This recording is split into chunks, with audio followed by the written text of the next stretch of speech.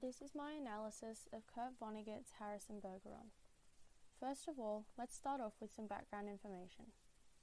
Kurt Vonnegut Jr. was an American author who was born on the 11th of November 1922 in Indianapolis, Indiana. He published his first novel at age 30 and later published Harrison Bergeron in 1961 at age 39. Many of Vonnegut's narratives took a jab at different governments' approaches to a certain issue within their country. Harrison Bergeron is an exaggeration of egalitarianism. This is identifiable by social, political, and economic equality. Following World War II that occurred between 1939 and 1945 is when we see many Americans become highly focused on making certain everyone is equal. This was the beginning of many movements we learn about in history class today, such as the rise of feminism, the civil rights movement, and the push for equal access to education and employment.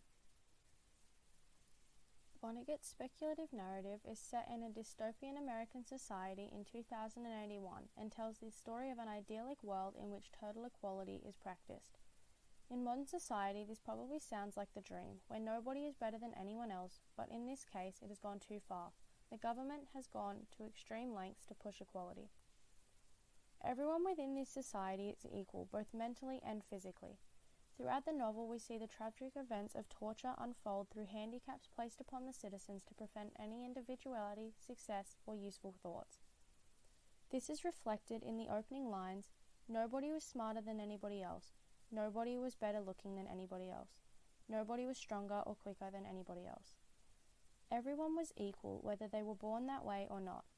The people with lower intelligence or skill set were considered lucky and were able to remain as they naturally were with no alterations to their life.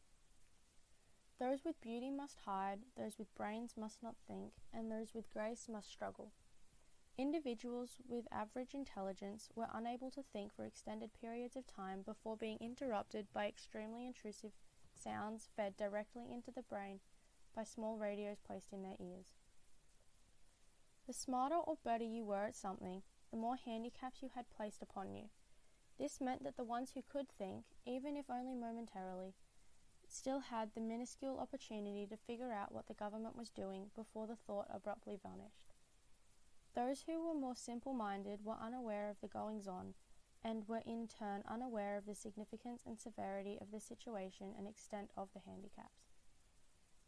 Characters such as Hazel Bergeron, who were not handicapped, were under the impression that they were free, but in reality they were already at the level of intelligence